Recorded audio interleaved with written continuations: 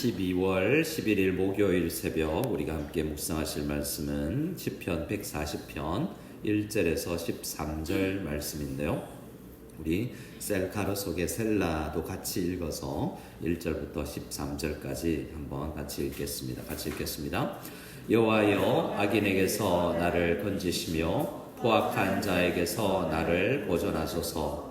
그들이 마음속으로 악을 꾀하고 싸우기 위하여 매일 모이오며 뱀같이 그 혀를 날카롭게 하니 그 입술 아래에는 독사의 독이 있나이다. 셀라. 여호와여, 나를 지키사 악인의 손에 빠지지 않게 하시며 나를 보전하사 포악한 자에게서 벗어나게 하소서. 그들은 나의 걸음을 밀치려 하나이다.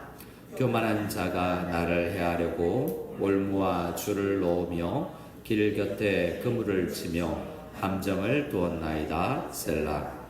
내가 여호와께 말하기를 주는 나의 하나님이시니 여호와여, 나의 간구하는 소리에 귀를 기울이소서 하였나이다. 내 구원의 능력이신 주 여호와여, 전쟁의 날에 주께서 내 머리를 가려주셨나이다. 여호와여, 악인의 소원을 허락하지 마시며 그의 악한 꾀를 이루지 못하게 하소서. 그들이 스스로 높일까 하나이다. 셀라. 나를 애워싸는 자들이 그들의 머리를 들 때에 그들의 입술의 재난이 그들을 덮게 하소서. 뜨거운 숯불이 그들 위에 떨어지게 하시며 불 가운데와 깊은 웅덩이에 그들로 하여금 빠져 다시 일어나지 못하게 하소서. 악담하는 자는 세상에서 굳게 서지 못하며 포악한 자는 재앙이 따라서 패망하게 하리이다.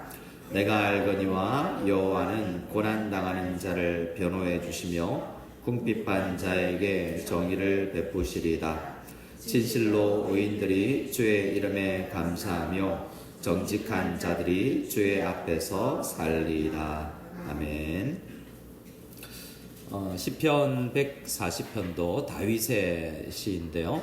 38편부터 145편까지 계속해서 다윗의 고백이 시편 5권의 거의 마지막에 모여져 있는 것을 보게 됩니다. 다윗의 시는 항상 상황이 있죠. 오늘 시도, 다른 시도 마찬가지지만 오늘 상황이 어떠한지는 시의 내용을 보면서 다윗이 어떤 상황에 놓였구나를 유추해낼 수 있습니다. 다윗은 지금 굉장히 어려운 상황이고요. 그러니까 이 기도의 내용이 되는 하나님께 기도하는데 무엇 때문에 기도하냐면 옆에 있는 1절에 보면 악인이 있죠. 악인 때문에 기도를 합니다.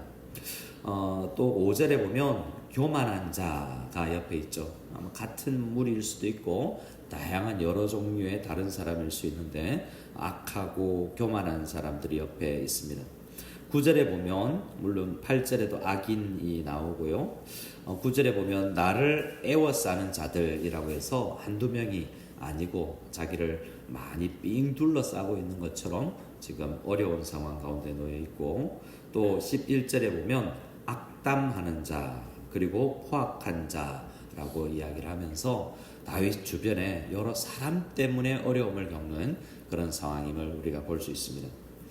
그리고 오늘 이 시는 다윗이 현재의 어려운 상황을 기도하면서 과거에 하나님 앞에 기도했던 그 경험을 떠올리기도 하면서 그래서 미래를 소망하는, 현재와 과거와 미래가 함께 놓여있는 그런 시라고 할 수 있습니다. 우리도 현재 놓여있는 이 어려움을 놓고 주님 앞에 기도할 때 과거에 우리가 기도 응답의 경험이 간증이 많다면 또 우리도 이 오늘 기도하면서 미래를 소망할 수 있게 될 줄로 믿습니다. 우리 1절에서 5절 말씀은 현재 다윗이 어떤 어려움에 겪고 있는지에 대한 이야기인데요. 1절에 여호와여, 악인에게서 나를 건져 주십시오. 포악한 자에게서 나를 보존하소서라고 이야기하면서 하나님 앞에 건짐을 당할 정도로 지금 어려운 감정에 빠져 있는 것 같은, 어려운 목숨이 위태하는 것 같아서 나를 보호해 주십시오라고 이야기하고 있습니다. 악인에게서, 포악한 자에게서 그렇게 건져지기를 바라는 마음으로 주님 앞에 기도하고 있습니다. 2절에 보면 그 악인과 포악한 자는 어떤 사람들이냐면 2절에 말로도 2절 3절에 보면 마음속에 악을 꾀하고 싸우기 위해 매일 모이는 사람들이다 라고 이야기합니다. 왜 싸우려고 하는지도 안 나와 있지만 뭔가 싸움을 즐기고 이유 없이 폭력을 행하는 그런 사람들 같아요. 3절에 보면 그들의 그런 모습은 말로도 표현이 되는데요. 뱀같이 그 혀를 날카롭게 하니 그 입술 아래에는 독사의 독이 있나이다 라고 이야기하면서 말로 사람을 죽일 것 같은, 실제로 폭력도 폭력이지만 요즘에는 이런 폭력을 언어 폭력이라고 이야기하지 않습니까? 그래서 말로도 사람이 죽을 것 같은 그런 상황에 지금 다윗이 놓여 있습니다.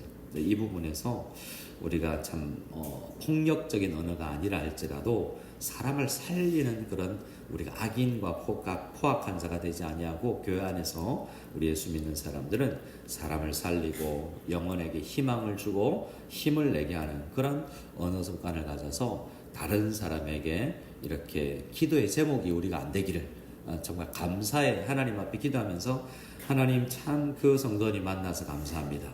다윗처럼 누구에게 참 그 사람 말 때문에 난 너무 힘듭니다 라는 대상이 되지 않고 축복의 대상, 감사의 대상이 되는 우리 모두가 다 될 수 있기를 소원합니다. 우리 입술에 그래서 뱀같이 그 혀를 날카롭게 하는 사람이 아니라 정말 지혜롭게 사람을 세우는 언어가 있기를 바라지만 다윗은 주변에 말로도 또 행동으로도 힘들게 하는 사람들 옆에 있습니다. 그래서 4절에 여호와여 나를 또 지켜주십시오. 악인의 손에 빠지지 않게 하시며 나를 보전하사 포악한 자에게서 벗어나게 하십시오 라고 같은 제목이 계속 반복되고 있습니다. 그리고 5절에는 교만한 자가 나를 해하려고 무엇을 놓았다라고 이야기하고 있습니까? 올무와 줄을 놓았습니다. 올무와 줄은 사냥할 때, 짐승을 사냥할 때 쓰는 그런 도구죠. 근데 그들은 또 올무와 줄을 놓았고 그 길 곁에는 무엇을 쳤습니까? 그물을 쳤습니다. 그리고 또 무엇을 두었다라고 이야기합니까? 함정을 두었다라고 이야기합니다. 여기서 올무와 줄, 그물, 함정은 다 함정은 이 세 가지 모두 다 사냥꾼이 이 짐승을 잡으려고 놓아놓는 것입니다. 그래서 이 함정의 특징이 뭐죠? 언제 어디에서 이게 나타날지 모르는 거잖아요. 그래서 정말 언제 어디서 나를 죽이고자 하는 이 함정과 나를 잡으려고 하는 이런 꾀가 있을지 모르니까 얼마나 한 걸음 한 걸음 내디는 게 어렵겠습니까? 우리가 이런 상황이라면 어디 함정이 있다라고 생각하면 한 걸음 내딛기가 쉽지 않지 않습니까? 지금 다윗은 이렇게 1절에서 5절에 정말 발 한 걸음 내딛기도 어려운 그런 환경 속에 놓여있구나 라고 우리가 알 수 있습니다. 그의 현재의 모습입니다. 그리고 그는 이런 기도를 하는, 또 이후에도 기도하겠지만 기도의 근거가 뭐냐면 6절 7절에 있는 이런 기도했었고 기도에 응답이 있었던 과거의 기도와 기도 응답의 경험이 이런 기도를 또 하게 하는 것이죠. 기도해봤자 아무 소용이 없었다면 지금껏 수십 년 동안 신앙생활 했는데 기도했는데 아무 변화도 없다. 그럼 기도할 그런 용기가 힘이 나지 않겠죠. 기도 응답의 경험이 있어야 또 기도할 수 있는 것입니다. 바라기는 우리 이 아침에 나와서 기도하는 우리 모두도 오늘 기도가 기도의 응답의 그런 경험으로 이어질 수 있는 놀라운 은혜가 있기를 소원합니다. 우리 6절 7절을 그래서 같이 읽어보겠습니다. 내가 여호와께 말하기를 주는 나의 하나님이시니 여호와여 나를 강구하는 소리에 귀를 기울이소서 하였나이다. 내 구원의 능력이신 주 여호와여 전쟁의 날에 주께서 내 머리를 가려주셨나이다. 아멘.